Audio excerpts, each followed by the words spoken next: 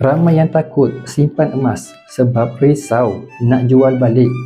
Dengan Public Gold, proses buyback sangat mudah. Bawa saja gold bar ataupun dinar ke mana-mana cawangan seluruh Malaysia. Public Gold akan beli semula ikut harga semasa di website. Tiada tawar-menawar, tiada potongan upah macam barang kemas.